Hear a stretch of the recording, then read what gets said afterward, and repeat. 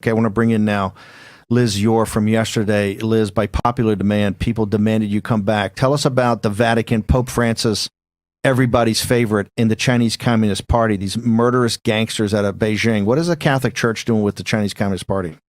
Yeah, that's the ultimate question. And, the globalists have been able to secure the moral force of the papal pontiff. And it's very, very troubling because I predict September 22nd, 2018, that day is going to live in infamy. That was the date that the Vatican signed a secret deal with the Xi government, the CCP, and turned over the reins of the Catholic Church, the appointment of bishops, Catholic bishops, to the Communist Party. And as a result, as soon as the ink was dry on that deal, there was a demolition derby by the CCP on Catholic churches, arresting bishops, laity, clergy, destroying crucifixes, churches.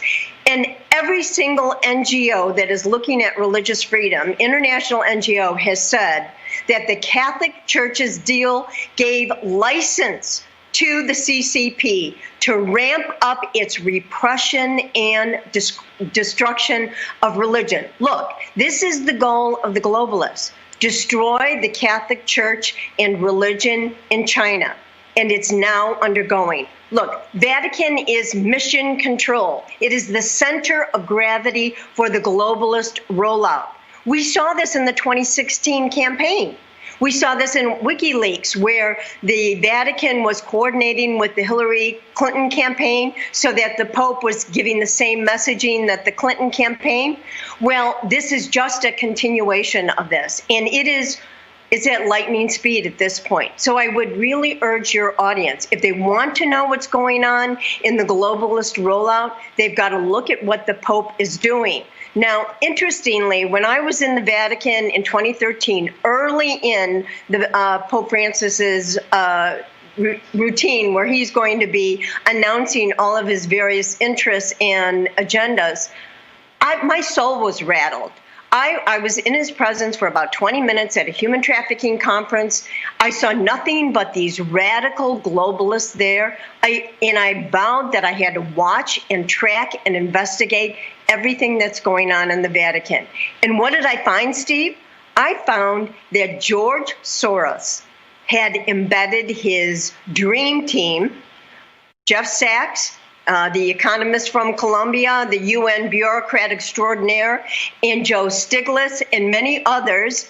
Shout out to Raheem, who spotted Joe Stiglitz already beginning. And this is how they're going to operate.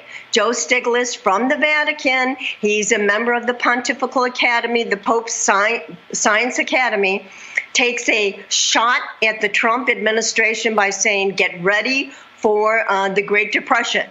This is how the Vatican is providing a platform, providing, frankly, moral cover for these radical globalists to take down Trump, the Catholic Church, and the agenda of the nationalists.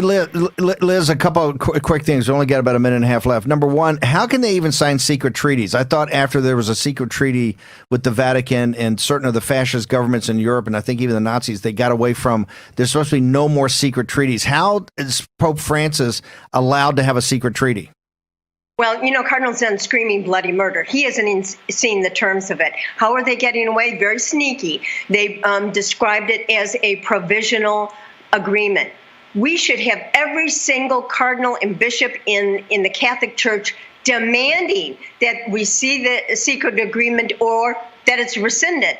And, the only way that we're going to be able to unleash the power of nationalism, the power of, the good people in the Catholic Church, who frankly have been sitting at home pondering for the last month life, liberty, and the pursuit of happiness, and being closed out of their own churches, maybe Americans can now have a sense of feeling a sense of sympathy and empathy for the persecuted church in China, the underground church that has been battling for 70 years. There's been cardinals, bishops who've been imprisoned and tortured and killed by the same CCP in 1954.